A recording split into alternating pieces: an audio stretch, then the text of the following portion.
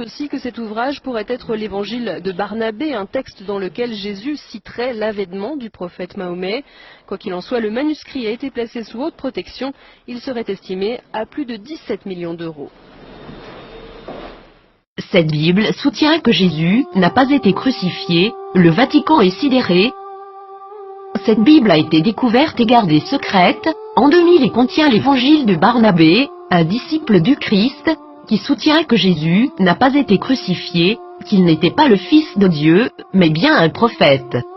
Cette Bible soutient aussi que l'apôtre Paul est appelé l'imposteur, que Jésus a fait son ascension tout en restant vivant et que c'est Judas Iscariote qui a été crucifié à sa place.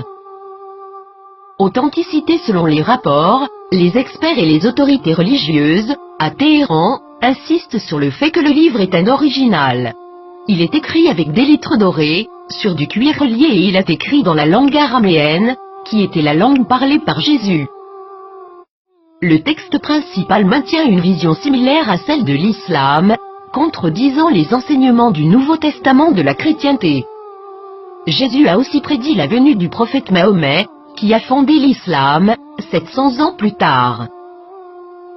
Plusieurs croient que, durant le concile de Nicée, l'Église catholique a choisi la forme qu'aurait la Bible, omettant l'évangile de Barnabé, parmi d'autres, et favorisant les 4 évangiles que nous connaissons aujourd'hui.